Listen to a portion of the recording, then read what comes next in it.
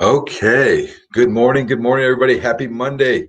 Monday morning here. My favorite day of the week. Start the week off right. Can't get to Friday without going through Monday, all that good stuff. So I hope you're waking up and have an amazing start to your week here as well. I just wanted to jump on here. I just listened to a great interview this morning with Dr. Zach Bush and Dr. Patrick Gentempo. I'll put the link to that in our Facebook links here so you guys can watch that whole interview. It's about 26 minutes long.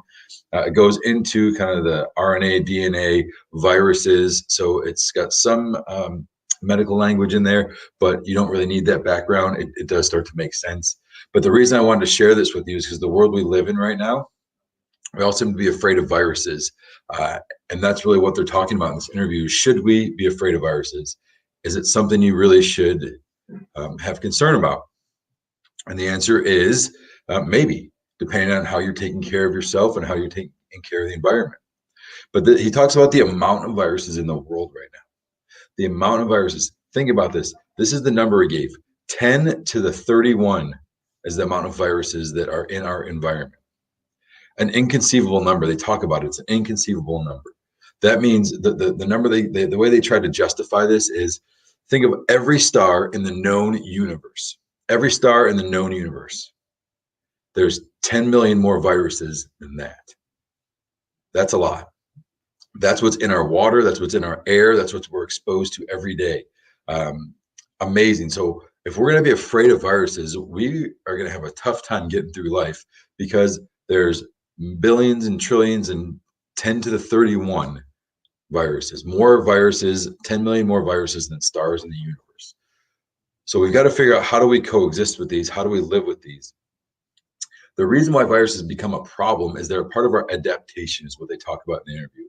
It's how we adapt to our environment. So the virus helps us when there's a toxin, or helps us when we're exposed to a chemical. It makes your body literally adapt so it become better in the end. One of the things they talk about is people that have had coronavirus. He's wondering how their immune systems are going to function better when this is all over. Are they going to have more resistance to certain diseases in the future? That was Dr. Zach Bush's words.